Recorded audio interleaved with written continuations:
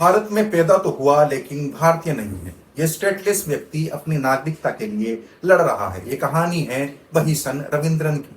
बहीसन रविंद्रन का कहना है कि वे हमेशा से खुद को भारतीय मानता था। दक्षिण भारत के तमिलनाडु राज्य में श्रीलंकाई शरणार्थी माता पिता के घर पैदा हुआ 34 साल का यह शख्स वेब डेवलपर है। वहीं पढ़ा, वहीं लिखा, वहीं काम करता था। उसके पास कई सरकारी पहचान पत्र भी थे, जिसमें भारतीय पासपोर्ट भी शामिल था। लेकिन अप्रैल में उसे एक बड़ा झटका लगा जब पुलिस ने उसे गिरफ्तार कर लिया और कहा कि उसका पासपोर्ट अवैध है। अधिकारियों ने कहा कि वह जन्म से भारतीय नागरिक नहीं है, क्योंकि उसके माता पिता दोनों श्रीलंकाई थे, जो 1990 में वहां के गृह युद्ध के दौरान भारत आए थे। पहले भारत में पैदा होने वाला हर व्यक्ति भारतीय नागरिकता का हकदार होता था, लेकिन 1987 में कानून में बदलाव के बाद 1 जुलाई के बाद पैदा होने वाले बच्चे के लिए कम से कम माता या पिता का भारतीय नागरिक होना जरूरी हो गया।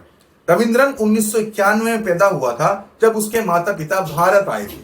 पिछले हफ्ते चेन्नई में मद्रास हाई कोर्ट में उसने कहा कि उसे इस नियम के बारे में पता नहीं था और उसने कभी भी अधिकारियों से अपनी पृष्ठभूमि नहीं छिपाई। उसने कोर्ट को यह भी बताया कि जब उसे पता चला कि भारत में जन्म से नागरिकता ऑटोमेटिक नहीं होती, तो उसने तुरंत प्राकृतिकरण से नागरिकता के लिए आवेदन कर दिया। लेकिन अभी वे स्टेटलेस हो गया है। रविंद्रन की यह अनोखी स्थिति भारत में हजारों श्रीलंकाई तमिल शरणार्थियों की मुश्किलों को सामने लाती है, जो 1980 के दशक में द्वीप देश में दशकों तक चले संघर्ष के दौरान वहां से भागकर आए थे। तमिलनाडु सरकार के अनुसार उनमें से 90,000 से अधिक लोग राज्य में रह रहे हैं। कुछ शरणार्थी शिविरों में और कुछ बाहर रहते हैं। कई लोगों ने ऐतिहासिक संबंधों, भाषाओं और संस्कृति की समानता और श्रीलंका से भौगोलिक निकटता के कारण इस राज्य को शरण के लिए चुना।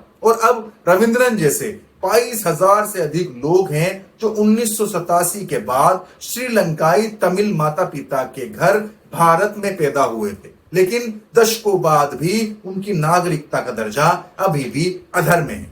अभी के लिए मेरे पास इस खबर में इतना ही है। आपको इस पूरी जानकारी को सुनकर, इस कहानी को सुनकर कैसा लगा, कमेंट में अपनी राय जरूर दीजिएगा। अभी के लिए इजाजत दीजिए। शुक्रिया।